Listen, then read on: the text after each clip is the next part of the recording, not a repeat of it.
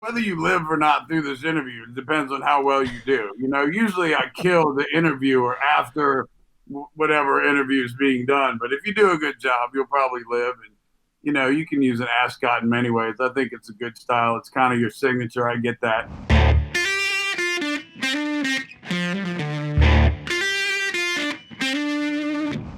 The Fred Minnick Show is brought to you by Manscaped. Enter Smooth Fred to save 20% at checkout. By The Beeline, Michter's, and $2.91 Colorado Whiskey. Welcome to the Fred Minnick Show. JiZmak Da Gusha from Gwar. How are you, sir?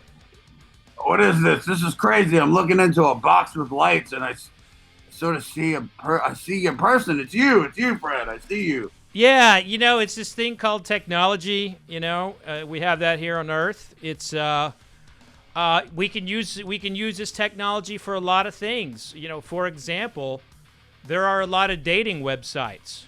I mean, have you ever been on a dating website?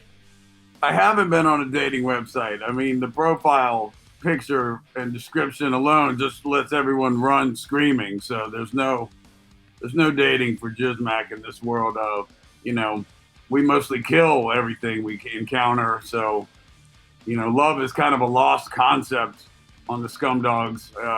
That's humans like this thing called love, and we just really don't understand it. So you don't understand love? No. But you love spraying things on people. Well, that's just inadvertently what happens when you chop a human being's head off. I mean, blood shoots out and sprays everybody. So, that's just part of the thing. That's a really good point. Now, I was curious. I'm a very fashionable person. Is there? I mean, you see my outfit here. You look great. I wear an ascot, but. Yeah. I mean, is there a place I should put a skull or like a spike or an arm on my body around here? No, I mean, whether you live or not through this interview depends on how well you do. Usually I kill the interviewer after whatever interview is being done. But if you do a good job, you'll probably live. And, you can use an ascot in many ways. I think it's a good style. It's kind of your signature. I get that. My signature is I jammed a human skull on a spike and I put a cow rack of ribs on the other shoulder. It's a little bit cold in Antarctica, so we had to beef up. We had to wrap the animal skins around us to sort of survive down there. And this is an exciting year for Gwar. You guys, this is a special anniversary time for you all. You're getting out there a lot more, and people are learning. People who have never listened to Gwar are getting to see you all and listen to you. For the first time, but you guys have been around for forever. It certainly seems that way, Fred. Forever is what it feels like. It's like 30 years of fucking torment is what it is. It's, but this year, 2020, is the 30th anniversary of our breakout record, Scumdogs of the Universe. And we're doing a lot of special releases and things, shows, around that album to celebrate it. There's going to be a lot of surprises from Gwar, new and old, as we move through the COVID months, which we're really enjoying. I mean, just the TV and the death tolls and just watching humans die is very, very. It's reality TV for Gwar. It's really great. Yeah, but you don't get to be on the stage and spray blood at people. That's got to hurt a little bit. Trust me, I'm feeling it too. Everyone's talking about how they're inside and they're cooped up and. Hey, Gwar's no exception. We love getting out there and killing you humans and playing live rock shows and doing all the things Gwar does. And now we're not getting a chance to do that. So you can say we're missing it too. We're missing what we do best. I'd rather be killing humans than a virus do it. Put it that way. And I'm sure you would rather die at the hands of Gwar than have some virus which you can't see or even know how you get it or contract it. Kill you. I mean, that just seems like a really, really piss poor way to go. You don't even know what kills you. Well, I mean, what I appreciate is that my body wouldn't go to waste. You all would carve me up and use my parts as you saw fit. Oh yeah, right to the rotisserie with you, Fred. So you're a bourbon fan. When did this start? I am. That's one of the small delights that we found on this planet. At least for me, I can't speak for the other scumdogs. They all have their hobbies and interests, penguin booting and things like that. But mine seems to be bourbon. I met some interesting people a while ago, and I guess I've always sort of been a drinker, but I didn't really get into like the bourbon, what it was, the rise, things like that. Figure out what I liked, and maybe like 2006, somewhere in there, I started to pay a little more attention. And tell you what, hooch was a lot easier to get back then too. Yeah. Oh, I bet. It's getting harder and harder, it seems, to get the good stuff.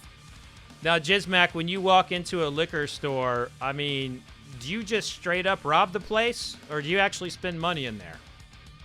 Well, yeah, and on Earth you have to spend money. So Sleazy P. Martini, our manager, he doles us out like a sort of a per diem, if you will, and I spend mine all on bourbon. No, that's nice. Well, it's glad to hear, that you're not just going into the liquor store and killing everybody. Well, we could, but I figure if I killed all the employees of the thing that I like to drink the most on this world, then I wouldn't have anywhere to go to buy more of this drink. So those are essential people. That's what really happened. We figured out during COVID-19 that schools and education, not essential. Liquor stores, essential. So I was really happy about that. All right, so I'm going to tell you how tonight is going to go, my friend. All right. I have sent you 5 whiskeys. They are labeled A, B, C, D, and E. And because you are a bourbon fan, and I have double verification that you have a good palate, a friend of mine in Washington, D.C. drank with you once. He survived. He lived, but his bourbon did not. And he said you had a really great palate. Derek Brown in Washington, D.C. bragged about you a little bit. Oh, okay. Well, that's very kind of him. And of course, if you're buying the rounds, I'd probably let you survive. Bourbon seems to have what I've landed on, and some rye too. I went my way through the Scotch and the Irish whiskeys and stuff, and kind of landed in the bourbon world as what I really, really like. I don't really think I could even drink the Scotch much anymore, but there are some crazy things out there that'll surprise you. Some of the Japanese whiskeys. It's really cool to test it. But if I'm gonna sit around in the Antarctic stronghold, I'm pouring a bourbon for sure. I love it. So I'm gonna tell you what is in this mix, okay? All right, it's gonna be hard though because I can't read. So these weird runes that you put on these bottles, I'm not sure what they mean. So well, you're going to. So what you'll do is you'll hold it up, and I'll tell you are tasting A. But what you are going to do, JiZmak, is you are going to be the critic tonight, and I normally rank whiskeys. Tonight you are going to be doing the ranking, and you're going to tell me what you're tasting. Does it taste like the corpse of a seal? Is it feeling like it's a bird that fell out of the sky? Listen, you've got your palate, and you taste how you taste. I mean, blood is your thing. That's not mine. It's not a tasting note I use very often. But these are the whiskeys I sent you. Okay. Elijah Craig, barrel proof, batch A119. An excellent choice. The Jack Daniels, this is probably going to hurt you a little bit. The Eric Church edition, the country music singer. Do you like country music? I like the messaging of country music where like you're down in the dumps and your dog has died and you've lost your job and your wife's cheating on you. I really like the messaging of country music, but I'm more of an old school, country fan, Grand Ole Opry and the Johnny Cash and the Dolly Partons and things of that nature. Love it. Patsy Cline might have been probably one of the greatest country singers, if not greatest singers ever. Mm-hmm. Agreed. So, and then I've got a bottle in here for you that is you can only get in Kentucky. Heaven Hill 6-year-old, green label. Yes. You're bringing the noise, Fred. You're bringing the noise. I love you, baby. Parker's Heritage Collection, Promise of Hope, from the year 2013. Never had it, but great man. I heard he was a great man. Incredible man. And then coming in all the way from distilled in 1974, a gift to me by a very good friend, Hirsch, 1974. Widely considered. What's that? I'm sorry, just got so excited there. Is that the Hirsch before they went out of business in the 70s, Hirsch? That's the Hirsch. That's the Hirsch. This is the Hirsch that my good friend Chuck Cowdery thinks is the best bourbon that ever made. I think it's incredible. It's definitely up there. So it is a bit of a treat. The A.H. Hirsch, distilled in 1974, bottled in 1990. A 6-year-old. 6-year-olds taste the best. You just 16-year-old. Yeah, 16-year-old. Well, 16-year-olds, they're a little tough and chewy, but the babies are tender. They're softer. 6-year-olds are weak. Oh boy. So you can start. Raise your glass and tell me the ruined language there that you don't know. This one. Okay, you want to start with that? I don't know. I just picked one up. That is C. Actually, I drank these all already. I just put tea in them so we could fake this interview. I already drank everything that you gave me. I didn't care what it was. No, I'm kidding. Here we go. We'll get all fancy to it. We'll do the McCann here. Let's see. How much did I pour? The whole thing? Whatever to your. So you need to be able to taste back and forth. So let's. Which one did you pour? Did C. What was all C? Right, you're doing C. Okay. Yeah, somebody told me this was the letter C. This is great. Learning on this show already. So I'm going to taste with you, but I'm not going to tell you. I'm not going to tell you what it is because you're going to pick. I'm going to rank them, but I'm going to be silent. I'm not going to talk as much about what I like here, and I'm just gonna. I feel like you're setting me up to fail, Fred. This is there's like. No. You heard the whiskey list. There's no wrong answer tonight. You're probably correct on that. All right, here we go. Class C.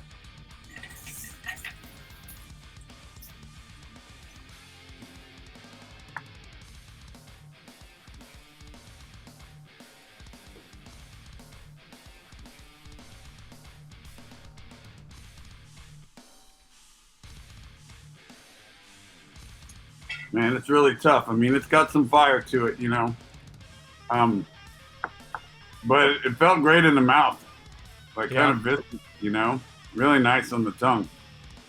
I gotta tell you, this has a big note of banana chip. Like, you ever get like a little sack of banana chips after you ate somebody, you wanted to wash it down with some bananas or something? No, never happened to me before. No, never. No, I don't know what you're talking about, but this is delicious. Man, it's really tough to. Maybe I'm out of a little practice here. I gotta sort of. You gotta loosen up. I don't have all of the vocabulary for the descriptions of these things, but I really did like the way. I like the heat a little bit. It wasn't bad. Mm-hmm. I usually do like a sphere cube, and I'm kind of a slow sipper like all night, But yeah, you can't deny that. I should do some more of that just to make sure. Now, how do you get it in there? I mean, those teeth are those are pretty big teeth. Man, it's really hard to get a dentist during COVID-19 here. Like, these things really hurt. They're totally in the way. Yeah, it's hard to, it's definitely not cool drinking bourbon through a straw, so you just got to make do, Oh, I bet. And when you drink bourbon through a straw, you miss out on that whole aspect of smelling it, right? Yeah, you got to smell it. You got to nose it and, open your mouth a little bit and sometimes even you can get it on your hands and you can sort of smell it too. Mm. Now I've never come across a member of your species. Do you have other organs that you can smell and taste, like around your body, or do you just smell and taste in this area? Yeah, we're kind of set up the same way. We have a nose, so we use that. I mean, we're immortal too. So that's a little bit. There's one of the differences between humans and Gwar. We can't die. So, but as far as biologically, the senses are quite similar. No, that's good to know. I kind of think though that our taste buds aren't as developed, maybe because you have all the fancy lingo on the the bourbon notes and the florals and the everything, and we drink to get drunk sometimes. We're raging, marauding space aliens. So this is like our fuel, so we can get into our conquests.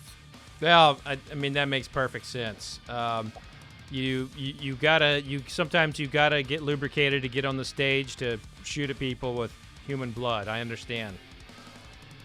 So, no, I save the drinking for after. Oh, really? Oh, yeah. The show is a serious thing. It's always high level. I save the drinking for after when it shows. But when we're killing, we're usually drunk. That's why we're killing people, because we're out of our minds, wasted. But for the big rock show where we gather you people for the killing, I've got a job back there on the drums, and you can't do that drunk. That's just any musician who comes on your show or anywhere else says that they can play better stoned or drunk or high or whatever drug of their choice. They're actually crazy, and they don't know what they're talking about.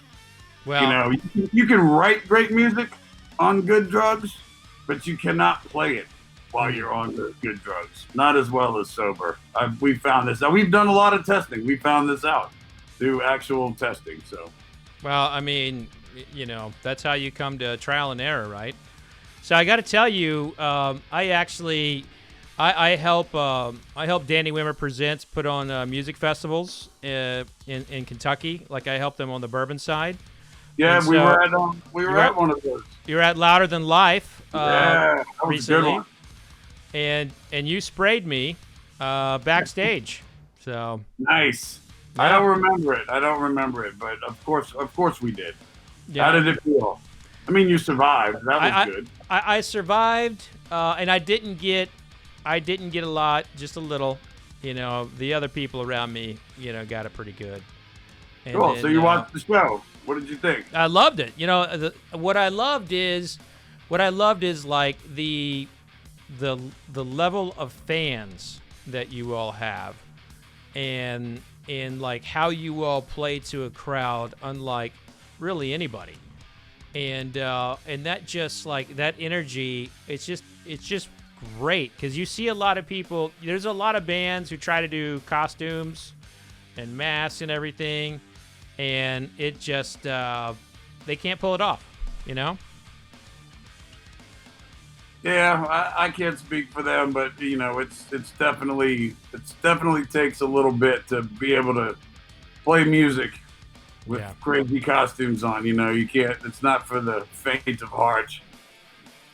And you guys play actual good music too, and it's for the genre of the of hard rock, heavy metal, you all are icons. So it's a real pleasure to drink some whiskey with you, for sure. Yeah, this is great. I'm very thankful you send me the good hooch. Right now in Antarctica, there's not a lot of liquor stores here, so well, really I saw someone snuck some pictures of your bar, so I got to see that you're the real deal. We got a few. I got a few here, but a lot of the stuff can't get it, so I haven't even tasted it yet. Stuff I've been wanting to get my hands on, and some of it's right here in these little samplers. So this is great. Let's do it. Let's go to the next one. This is the next one. That is Glass E. Glass E.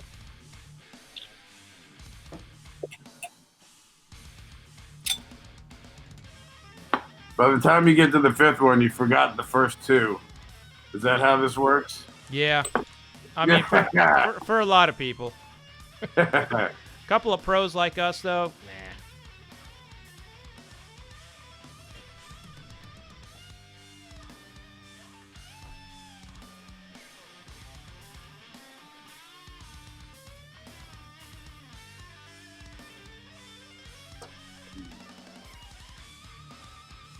Wow.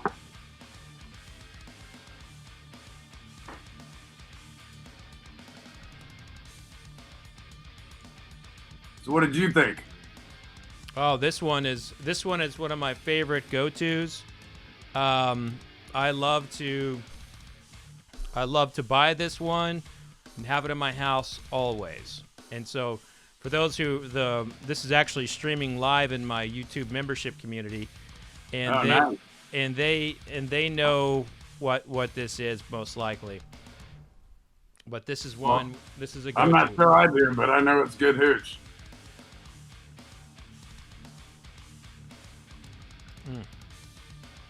Yeah, that's tasty.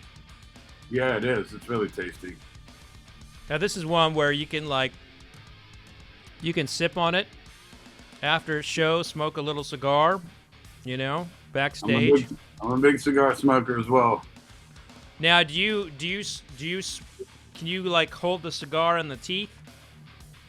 Oh yeah, yeah, of course. But like I said, it's all after show stuff for me. Party starts after, so. Love it. So how do you feel about this one in comparison to the last one? I like it. I think it's a little smoother. The last one was a little hotter. Okay. This one more, I think, feels like, it feels like maybe about 4% driving school might be involved with this one. I know it's 51% corn to be a bourbon, but I think somewhere down the recipe, there's probably like 4% driving school to this one. 4% driving school. Yeah.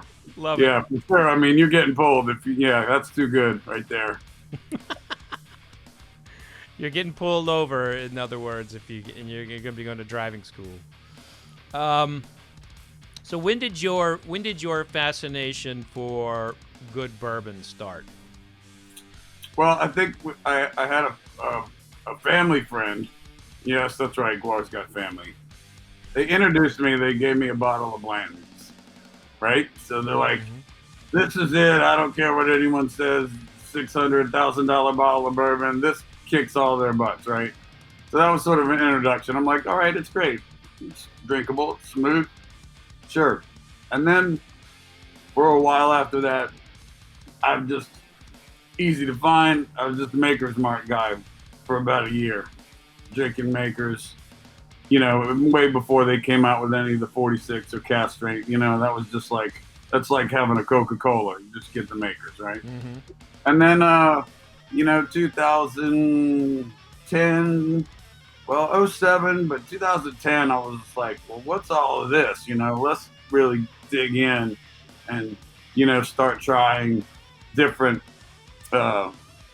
brands, different strengths. I found out that really the 80 to 90 proof, that's all great, but it's watered down. No wonder it's smooth, Mm-hmm. You got to start at 100 and go up, you got to get the proof up to get the real flavor and the real good stuff and get really drunk, which is also a plus. And then I find out that, those tastes to me were a lot better. Drinking 80 proof or, almost single barrel 90 or 92 proof. It just didn't seem to be enough. My addiction got stronger. And so the booze needed to get stronger as well. So you are taking E over C at this stage. I think so. Okay. I thought E was a little hotter, and I thought E had a little more flavor. Like you could taste, and I don't know the differences. The nutmeg forward bourbons and the cinnamon forwards. I mean, I think I fall somewhere in the nutmeg and cinnamon classes of what I drink most. That would make sense with your early liking of Blanton's, and then your liking for this one. Let's go ahead and move to the next glass. Not even sure. All right, we're going here. All right, going to I've A. been told this is an A.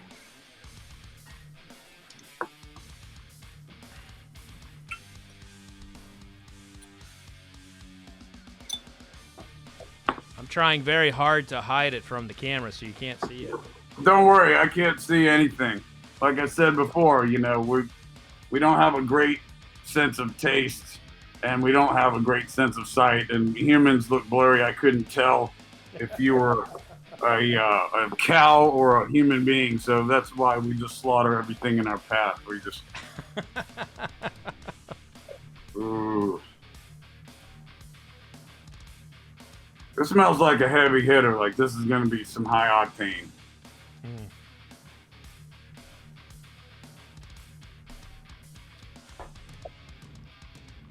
Ooh, that's an unusual taste. That's not a typical what I experienced drinking other bourbons.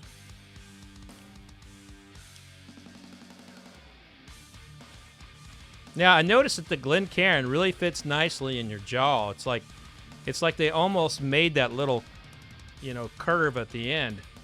You use what works. These things are great. I got to get some Gwar Glencairns made up. That would be a good idea. I will have it done. I will make it so. Yeah, this one's got it's a little dry, isn't it? Like afterwards, it's a little dry in the mouth.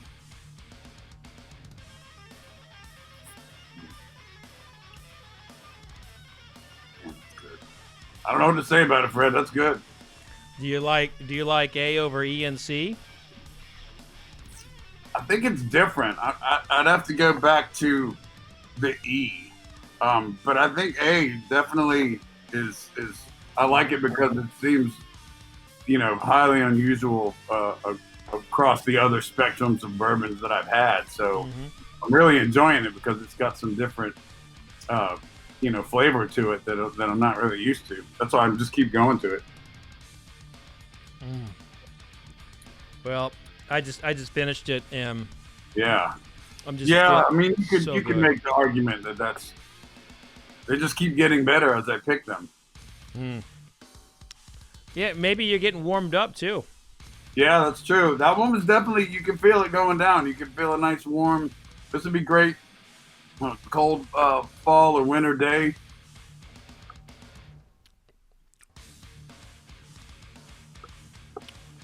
You know what? I poured the wrong one. I just re-looked at the list. I just re-looked at the list. I poured the wrong one. Maybe I'm the one who's had too much. I don't know. How many of these things did you do today?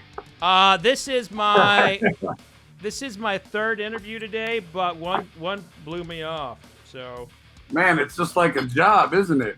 So how does one become a connoisseur in the whiskey, all of whiskey world, such as yourself, and make that into a career? Because I've started doing some of that myself. We have a little segment on our YouTube channel. We have a show called Undead from Antarctica, and I have a little what's called JiZmak's Cocktail Corner. So that's just started. There's only a couple episodes in, and right now I'm just gonna say, whenever you want, you can come on my show, JiZmak's Cocktail Corner, and we could switch roles. I'd love that. Will you wear an ascot if I come on? No. Nope. That's never gonna happen, Fred. You don't tell me, I tell you. I'm the god here. You're drinking the wrong shit even. Get your shit together. You're supposed to have, my show is way better than this. No, I'm kidding. I love it. I love the bourbons. So I'm like, hey, we're sitting around at home, let's create some content, right? So I'm like, yeah, sitting around the bar. Of course I'm gonna create JiZmak's Cocktail Corner. It makes a lot of sense. It makes a lot of sense. Here at my bar, JiZmak's Cocktail Corner, you have to toast Dean Martin. He's the master of libations at my neck of the woods. So the first drink in JiZmak's Cocktail Corner always has to salute Dean Martin there. Well, you know, Dean Martin was a huge Jack Daniels fan, so They were. The Rat Yeah. Pack really looked like the Jack. The Sinatra, they got his specialty bottle and everything. That's pretty much all he drank. So the company that owns Jack Daniels, they had somebody follow around Frank Sinatra to make sure he always had Jack Daniels on his person. Like, he always had Jack Daniels, and if he didn't, the Jack Daniels rep was in the room or nearby where he could give him a case instantly. Man, it's great to have that kind of power. I wish I had some sort of person following me around trying to shove alcohol down my throat. That's just like a dream come true. But, you know, when you're Frank Sinatra, you can pretty much get anything you want. I mean, look at the women he had. Mia Farrow. Whoa. I mean, He had them all. he was the original. He was the OG of kind of like, he was a rock star before that was even a term, you know. Yeah. He really took that Bing Crosby stick to a whole new level. Yeah, Bing Crosby was kind of dry, and he's all right in like the acting side, but I never liked his music in comparison. It was just the voice, you know. I think Frank tried to emulate. You know, Crosby was the mattress peak there. You know, like his voice was so smooth, and probably Frank was. You know what they say about the youth? They sharpen their teeth on the bones of the old. So that's probably what Frank was doing with Bing there. He was so old, and he was just going to sharpen his teeth and get his shtick and get his voice down and just do it with more style and better than Bing could have ever done it, you know? Now, there's a lot of questions coming in for you in the chat. Nice. I'm going to have a sip on the one that I was supposed to pour for myself when you poured the last one. There's a lot of questions coming in wanting to know if you would ever like start your own brand of liquor or whiskey. Well, that's funny. They should ask that because there actually is something in the works. I can't talk about it right now. It's all top secret. But Gwar will be getting into the whiskey game. I'm not going to tell you what type. I'm not going to tell you what company. But I would look out for it in 2021. We've already done some tastings. We've given the lawyers from their company and the lawyers that represent Gwar, we've given them pistols, and they're going to walk at 10 paces, and whoever gets killed wins the deal there. Will get everything they need in the contract. But, yeah, I would look for a Gwar representation, a legit, distributed around America whiskey from Gwar in 2021. Cheers to that, my friend. That's badass. Yeah, we're excited about it, especially me, since I'm the big drinker. Definitely looking into that. Don't want to just stop there, though. No, in order for you to make money, in order for yourself to make money, JiZmak, you can't buy it all. You know, you have to, Oh, no, you get into the game, so they give it to you for free. If my name's on it, they just have to give it. They just have to supply it, right? So I'm tired of buying it. I was like, hey, I need my own stuff. That way I can get cases into the house for nothing. Man, that's great. Yeah, everybody's calling for me to do a head-to-head with Slipknot's whiskey, so that'll. Oh yeah. That'd be a fun one. Well, there might be. I don't know yet. We haven't decided. We're doing a lot of tasting, so I haven't decided. Can you compare apples to oranges? How do you compare, a Scotch to a bourbon or a Japanese malt whiskey to an Irish whiskey? Like, to me, they all have their own unique thing, and it's very hard to compare apples to oranges, so to speak. Well, you heard it here first, folks. Gwar. Actually, I did a Slipknot. I did a Slipknot review on the JiZmak's Corner. Did you like it? Yeah. I think it's mostly corn though, so it's not. Yeah. It's not preferred. I like the wheated. I like you throw a little barley in there, throw a little baby in there, like something. You need better flavor. You can't just make it all out of corn. But for the whiskey that it is, it's good.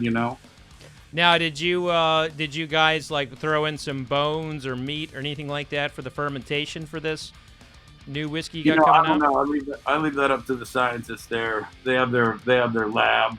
I mean, obviously, we can make suggestions, but ultimately, it's up to them to decide the recipe, the mash bill. You know, we just drink the stuff they send us, and we're like, "Yep, that one." You know, that's how it's going to boil down, pretty much. That's awesome. Well, congrats to what is to come. I'm excited about that. I Now, am as well. Thank you. let's go to glass 4, whichever one that may be for you. We're going here, I suppose. All right, we're going to D. Take it to D, like James Brown. Can I get it at D? When you gonna let me stand up and do my thing, Fred? Give a drummer some. Hey! I don't know that E. That what's the last one? That A. That was hard to beat. So you did have some of the A. Yeah. This is But now you're like you're double dipping now. yeah. A is no joke, my friend. A is no joke. Yeah, that one just I like went to it 3 times. Like it wasn't just taste it, and it's really tough though.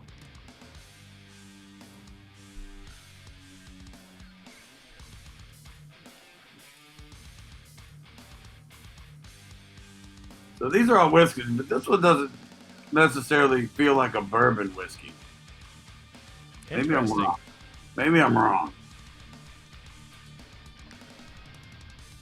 It has a bit of kind of like a kind of cognac-y, sweet brandy-esque, style. It does. It does. I mean, I wouldn't have said that, but definitely a sweetness that's a little different.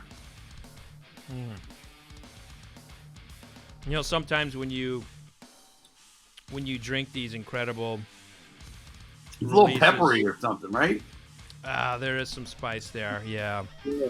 Sometimes when you drink these incredible whiskeys, JiZmak, and then you go to something else, you're like, I don't want regular Jim Beam. I don't want Maker's Mark.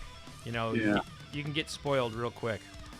Well, also the other thing is that you're like the lineup here for one is stuff that I've definitely never tasted. Some of these, and 2, they were made in a time before this great, whiskey craze that we're in right now. So the processes to make that stuff were different. I don't know if those processes were better or worse or simpler. Everyone's making craft stuff, but I mean there was really probably back then. There was only Kentucky. Now there's a distillery on every corner. It's like craft bourbon is like craft beer. So yeah, and it's not always good. So a lot of those smaller distilleries, while I support them, I root for them, a lot of them cannot match the quality of, say, Wild Turkey or Four Roses or Jim Beam. Well, they have heritage. They have guys and families that have been distilling it forever. All the Russells, this Bill Samuels and Jr. And they've been doing it the whole families since the turn of the century. So they have really the know-how and the background and the experience of tasting different seasons of this beverage a lot longer than somebody that's just a startup in Colorado or New York or wherever. Great distillers, sure, they're making good stuff. There's definitely good stuff out there. But, how long have you been doing it? Did you learn from your great grandfather? That stuff kind of counts when you're making a product that takes 6 years to make it taste good. Yeah. Yeah. It's also, it's a lot like, you're in a band that, it's spanning 3 decades. You've got multiple generations of fans. There are people like I just did a live stream with Emerson Hart, the lead singer of Tonic, and he was telling me about seeing you guys in a ballroom and not knowing the show, and then he got sprayed. And everybody who ever goes to a Gwar concert is like so connected And I guess where I'm going with that is like having like that heritage and having a band that has like, such deep connection to its fans, like the Gwar brand, it lives and it lives and it lives. And it's a lot like the whiskeys, that's passed down to the families. They may not necessarily have the same recipe, but they got the same level of bullshit and the same swagger as their ancestors. They just, change it up a little bit, but it's in the DNA. Like, there's something about like Gwar that is very similar to some of those heritage bourbons. Well, we love our beloved Bohabs, as we call them, the true Gwar fans that know probably more about my band than I do. They're loyal to a fault. They will spend all of their burger flipping bucks on merchandise and going to Gwar shows. And yeah, Gwar is definitely a different experience than any other band. Most bands are they're kind of like watching TV. They're on this stage, they're in this picture box where you're viewing them, and of course they're giving you a message you might relate to, but you're sort of just viewing them. Where Gwar, our show and music leaps off the stage and hits you in the face with a big pile of goo, whether it's blood, piss, or semen. It's a very interactive experience. So the fans definitely go wild for that. It's just not a spectator sport, so to speak. You got to get involved. You got to get down there in the pit and experience. You got to see it up close where it hurts. Now, has the blood, urine, and semen, has that formula changed over the years, or has it been the same, mash bill, over the 30 years? I think it's the same. I mean, blood's blood, and there you go. Yeah, it's been the same. It's been the same. I mean, unless they came out, I know there's different blood types. O positive, maybe B negative, whatever. Maybe. The new blood type, it's type 2. Diabetes blood, type 2. That's probably that's the growing trend of our fine our fine country for sure. Well, the bourbon's helping that along. There's enough sugar in this stuff to. Actually, there's not sugar. It's like it gets processed differently. I mean, you're still gonna get it fat and it'll fuck up your cholesterol, but it really should. I mean, I'm not a doctor. I mean, what the fuck do I know? But so, what was your final thought on D? D was the last one. It just. I don't know. It had the spice to it. It didn't seem to be as complex as the others, and maybe didn't strike me as like it was a bourbon, definitely a whiskey of some sort. But I could be wrong. Okay. So, I mean, usually when I'm wrong and someone tells me I'm wrong, I just lob their head off. But there's no wrong answers here. But that's just what that one sort of felt like. So, what's your favorite so far? Is it still A? I think so. It's A. I had to keep going back to it. I like it. E was very pleasurable, but A seemed to be like, wow, man, that's something I've never had before. Let's get more of that. Interesting. So, what if I told you that A, D, and E were all from the same distillery? Then I need to go visit that distillery right away.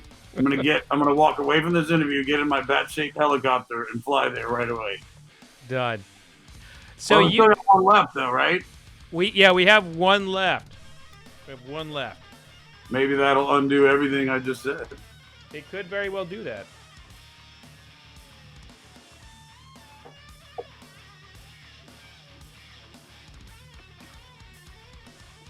Now, this is the one that I already poured. So this is the totes my goats of the crew. This is the one you like, I bet. Trying to trick me. Oh no, I'm trying to keep a good poker face here. By the way, a lot of comments coming in from people who are watching us in this interview here on my YouTube membership live stream. And they're all like, "What the fuck is that?" Right? They don't even know what it is. They're like dumbfounded. They're like, this dude knows his whiskey. They're very impressed by you. Well, look, your meaningless accolades and all your high praise will not spare your life. But your bourbon will, so keep sending.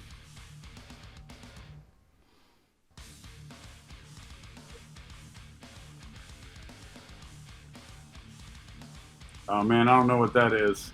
What was the taste on the end of that? That was great.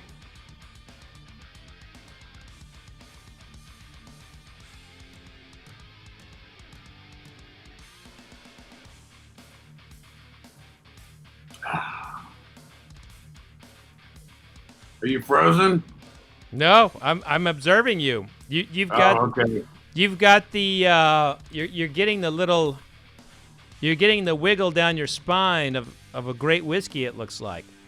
Yeah, it feels that way. I'm trying to like place like the flavor, and try to be articulate about it. But we're Gwar. We're not that articulate at times. But we're barbarians from outer space. But this one. But you could tell like it was like connecting to your soul, in your hate for humans. Yeah, it's good. A little oakier. It's cool. So where does B rank in your now it's time to choose your favorite. And as you're doing that, we do need to talk about a very important issue with me, and I want to know what your opinion is on vodka. Oh, vodka? Well, Gwar did a vodka. We used to put on a festival, a few years back. I think 2016 was the last time we did a Gwarbecue. We'd have a big festival in Richmond, Virginia. And so, we're like, all right, we got the Gwar beer from Cigar City. We did a Pilsner, we did an odorous ale, we did an IPA or whatever. And I was like, we got to step it up. We need a spirit. And of course, given the time frame, you can't wait 6 years for bourbon to be ready. So we had to choose something else. Choose vodka. I mean, pretty much anyone could make it. That's why there's just, there's nothing to it.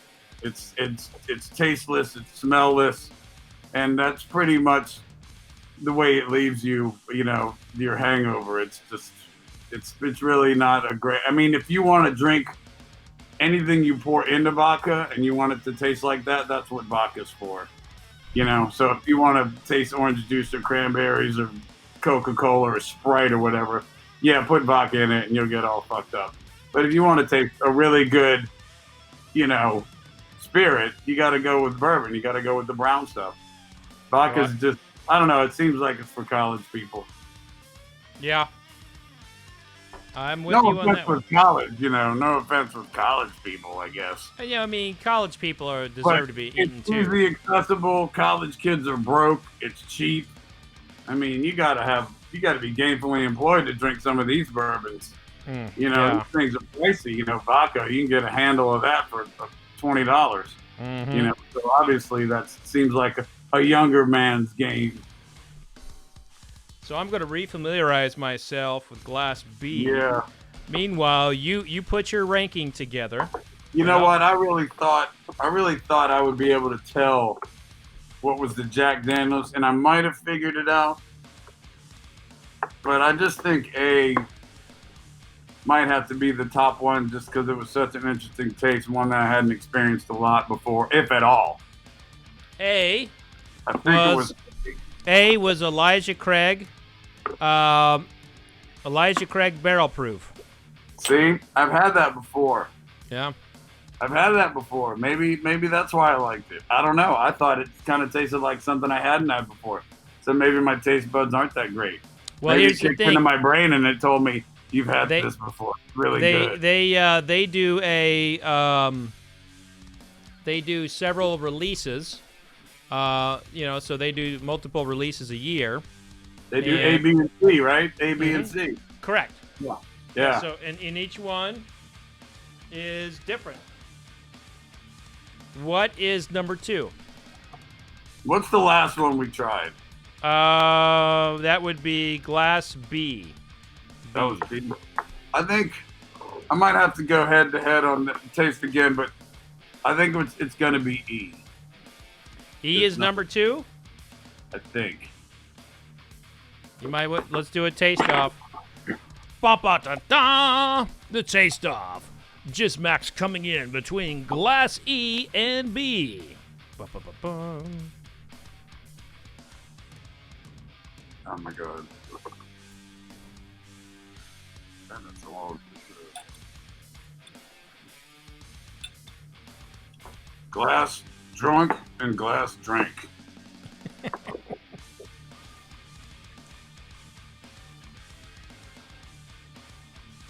Yeah, E's number 2.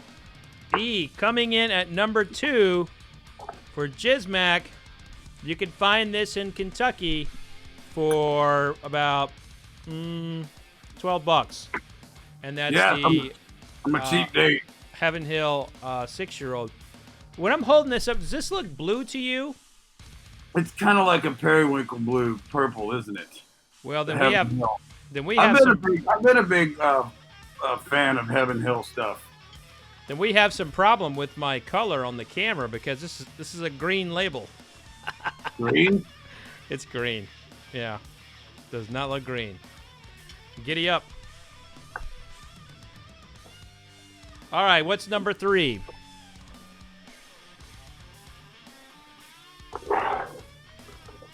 I don't know. I forgot the other 2. I guess it's B. B? Yeah. B is the A.H. Hirsch, 16-year-old, distilled in 1974 and bottled in 1990. Very, very difficult to find. And I should have known that the good one you sent me that was hard to find, one of these little bottles was only half full. The rest were completely full. He's like, I'm not giving that Gwar guy the good shit. I'm going to give him a half bottle. No, I think it leaked out. They were all full. Oh yeah. Yeah, it might have leaked out. They came intact. I don't know. You did a great job. The packet came intact. The mailmen have been known to take it, or my assistant took a plug. Yeah, like how does that work? Isn't it illegal to ship spirits? Isn't I'm sorry, JiZmak, you're coming in. Pigeon? JiZmak, you're coming in broken up. I can't hear you. Courier pigeon, right? Yeah. Brings the. Well, we had someone drive it to your house from a remote location in Guatemala. Yeah, I don't want to get anybody in trouble, but they ought to lift whatever ban they have on that stuff, especially now. Oh, it's a dump. Yeah. People are trapped inside. I don't like these state controlled liquor stores either, because we can't get any of the good stuff. If I'm in Pennsylvania or Virginia or somewhere, it seems like you can't get some of the good juice. And when you do, enough of these guys are hanging out in lines 2 hours before the liquor store opens just to get the only 6 bottles of Stag Junior. I felt like they all look like that crackhead on the Chappelle show. Like, man, you got any of that Stag, man? You got any of that? They're just all over the place. You can't get any good hooch in the state money. No, you cannot. Terrible. I make trips to Kentucky twice a year, visit some friends and family, go do some tours, and try to go find stuff that I can't get. Well, you got to make sure you add me to that list, and yeah, we gotta hang. We gotta hang. We'll take care of you. Yeah, how does that work? Let's do that now. Do I have to even come there? Like, is there a way that I can say, like, hey, I'm looking for this, and you have a source you can point me to, so I don't have to stand out in the cold for 2 hours? I get the Gwar slaves to do it for me, but still, I've got a lot of sources, definitely. I bet you do. We gotta have to talk after this interview. Yeah, I'm looking for a couple of particular bottles that I know are hard for me to get. And the reason is because I want to taste them. Like, I don't get it. I'm on the interwebs, checking out the bourbon groups and listening to people talk. And these guys are just putting it on a shelf. They're not even drinking it. How do you feel about that? The collector value kind of thing. It's kind of a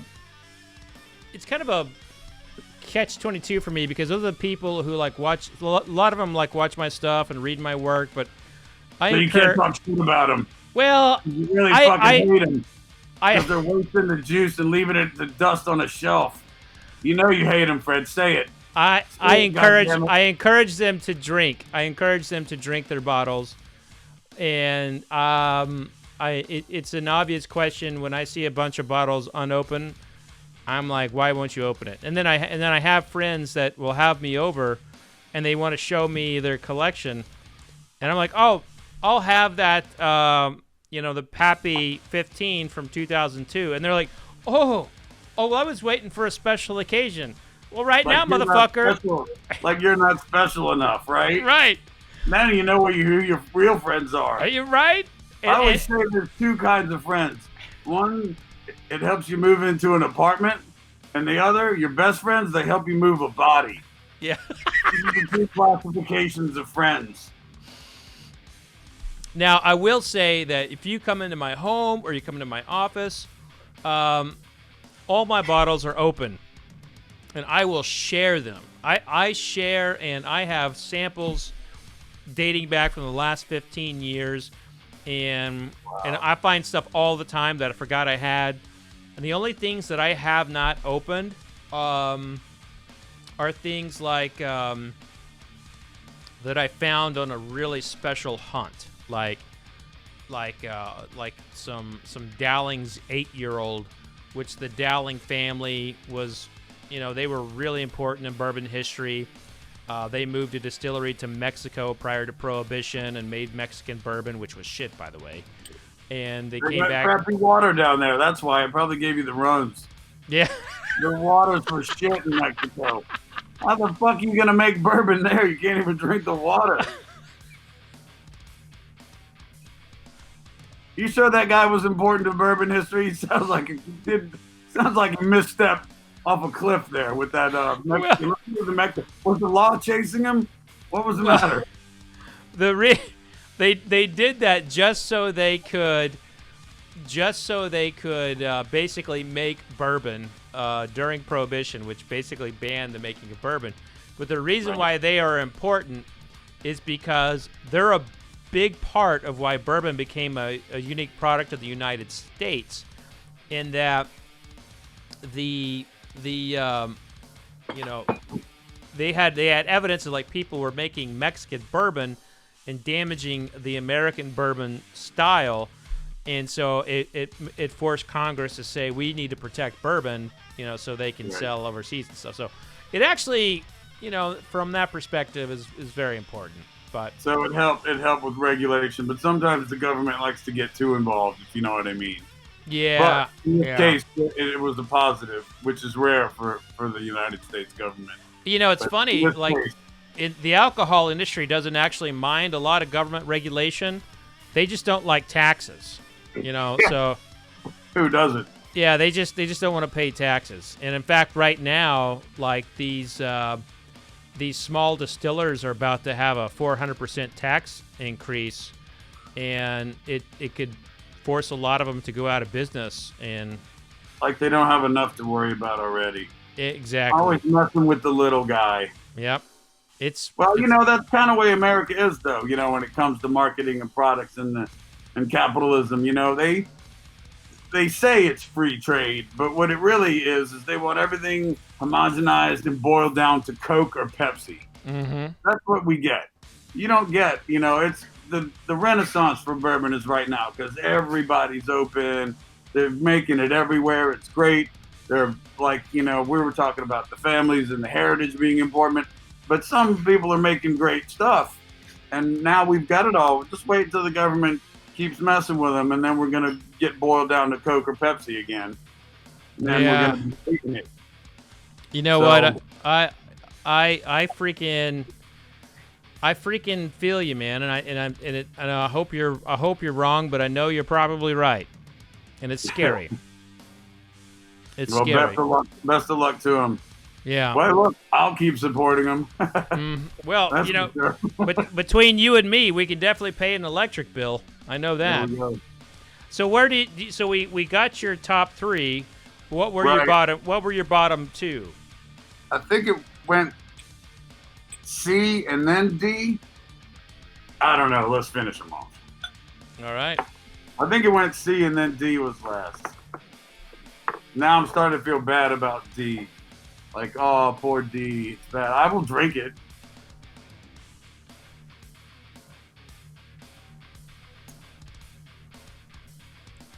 Yeah, C's really flowery on this taste to me.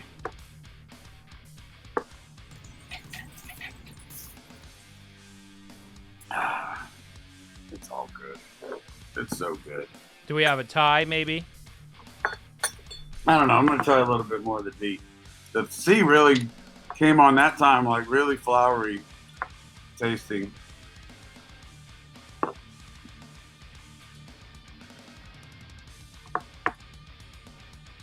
No, I'm drunk. They all taste the same. They're all the same right now. No, we're good. Yeah, I think D. Yeah, D just it's not. It's not quite as smooth. Or maybe just drinking it back to back, it was burning a little more. All right, They're probably really great. A lot of these flavors really come out, I find, when you put it on a cube. Yeah, and let the water get in there. So, JiZmak, I sent you some really, really great products, and you have ranked them. The Elijah Craig Barrel Proof #1.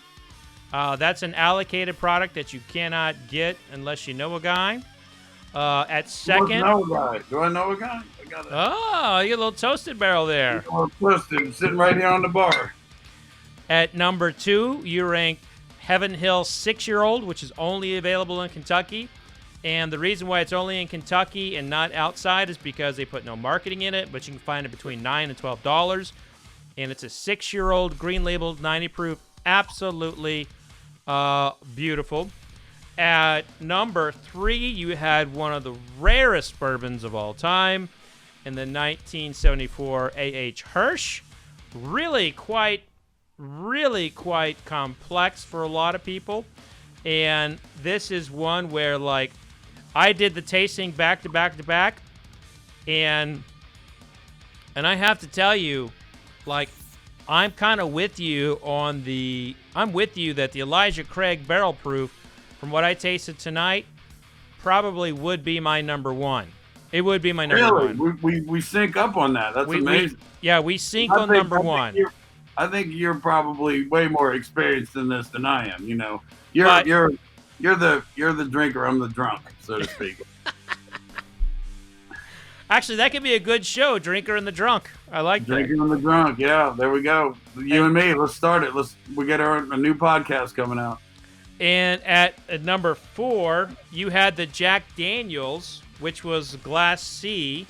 So is that the Eric Church? That's the Eric Church one. See, I passed that up. I passed that up when it hit the stores. There was some other allocated things, and I spent the money there, and I saw the Eric Church, and I'm like, yeah, Jack Daniels, it's more of a whiskey. I want a bourbon, because it's straight whiskey. Jack Daniels is one of the only ones, and it's the most popular whiskey probably in the world, just for the name, and I passed it up. I didn't buy a bottle of that. Well, you got a little sample. I'll see if I can drum one up for you and get it for you. But coming in last place, it's on my bourbons. It's on my list of best bourbons of the century. It's the Parker's. Promise is that the same one? Hope. This is it. This is what I poured you, my friend. See, you know why that was? Because I've never had it. I didn't know what I was tasting. I've never had it. It seems like I went with the stuff that I was familiar with, or just really blew my socks off, like the Hirsch and the Parker stuff. Well, I can't get it. So what's interesting is the Parker's is basically the Elijah Craig Barrel Proof, just a different kind of batching, and same distillery, same recipe. This one's a little older, but the 11 year that you put on like #4, #3 of bourbons of the century. Oh no! So that was the 11 year. That was. Oh, so many to keep track of. That was this one. Holy smokes! Yeah.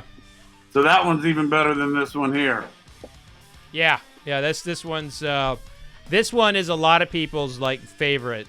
and there's an emotional connection to it as well. But this is just really, it's a good bourbon. But I will say that if I were doing this tonight, it would have come in number 3 for me. And number 2 would have been what was your number 3, which was the Hirsch, 1974. And then coming in at third would have been Promise of Hope. In fourth would have been the Heaven Hill 6-year-old. And last would have been the Eric Church Jack Daniels. So that's technically what you would say, or I might say, you want to put what the notoriety of the good juice up at the front. But when you really taste it, I mean, look, how many nights have you had? Like Heaven Hill Green Label, I've got that stuff. That's drink all night stuff. It's cheap. I love very old Barton too. Oh man, you know? Heaven Hill. I just 5, 6, 7 glasses of that stuff. The green label's great. We got the white label here, but you can't beat that stuff for the price, you know. And even though I didn't know what the price was during the tasting, right, it's obviously something I'd probably drink a lot of because I picked it. And I'll tell you what, JiZmak, and I still can't get over the fact that my camera is putting this at blue. It's like driving me crazy.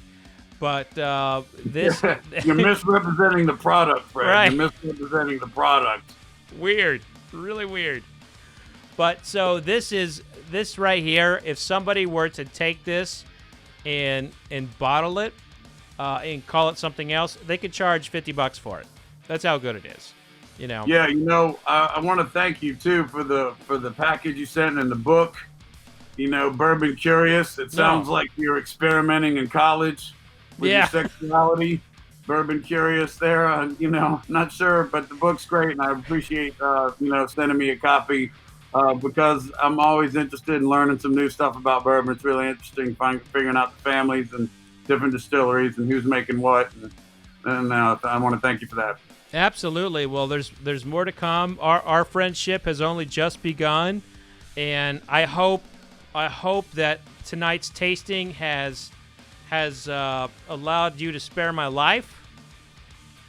Well, we'll talk about the next package I'm getting in the mail, and that's probably going to be the deciding factor. I expect one of these a week now, and for the remainder of our friendship. So I'm in bondage here. I got it. Yeah, we'll talk offline, and I'll be like, hey, I'm looking for this bottle, and you can tell me where to find it, because you certainly can't find it here. Love it. Well, thank you so much for joining me in what is my first Halloween special. I can't think of a better guest than JiZmak Gwar. Gwar, what can we? I know there's a lot coming out. You mentioned the whiskey, but what can we expect coming out from Gwar? Do we have another Adult Swim appearance? Gwar's got a bunch of stuff in the works. I mean, obviously, we're working on new music for a release next year. There's going to be some Christmas release stuff. I mean, we're doing something really huge that's going to be announced pretty soon, and that's around Halloween. Obviously, a very big season for Gwar on the touring spectrum. So there's going to be, some stuff coming out from Gwar right around Halloween. There's new product. We've released our 30th anniversary edition of Scumdogs of the Universe in a box set form. We've got standalone vinyl. That thing is remixed, remastered, and no refunds. Man, it's just perfect. It's the way we always intended the record to sound 30 years ago and never got there. I'm getting some cues that I need to go to driving school. I've drank so much. There's a show. We're doing our first live show. Actually, it's probably our only physical live show. I mean, you might be able to catch some things we're doing on the internet, but we're playing a drive-in show on October 10th in Richmond, Virginia. It's like the old school hardcore matinees. There's the early show and a late show, and that's where you drive in your car, and we spew blood on it, and you just sit in your car with the windshield wipers on and watch the Gwar show. So that's happening October 10th. I mean, I know what I did when I went to a drive-in show, and I know what you did too, Fred. Yeah, I was there. I'm old. I know you got all hopped up with somebody, made some poor choices. Probably got some kids running around somewhere you don't know about. I know what you guys do at the drive-in. I know American culture. Well, let's hope that you don't interrupt anyone's good time there on that one. But maybe that's their fetish. Who knows? But yeah, if you want to know anything Gwar, we got a YouTube channel, and we got gwar.net. You can find out everything that's going on with us. We're definitely busy, even though there aren't shows this year, and we're not sure that when that's going to come back. The drive-in thing, that's the tester. That looks promising. There's online concerts. There's online YouTube stuff we're doing. I got JiZmak's Corner. That offer is good as we get the JiZmak's Cocktail Corner going. I'm going to have you on, Fred, so I hope you'll take my offer, and I appreciate Hell yeah. I'm on. I am a little disappointed you're not going to wear an ascot, but I'll come on. Yeah, it's so hot. The ascot, it's hot, It breathes very nicely. It's a nice feel. It's okay. It's just something for me to choke you around your neck with. I mean, it's like if that's how you want to play it, You're not playing it safe there, but sure, go ahead. I mean, it beats a dickie. I think you probably look good in a dickie, too. You remember the fake turtleneck? Yeah. With the little air dickie that would tuck under the shirt? Yeah, those were strange. Ask a millennial what a dickie is and see if they get offended. They think it's some sort of sexual term. They probably will get offended. but there's also the line of cargo pants that are dickies, so they mean. Oh, yeah. There's the brand. Yep, branding. Very important.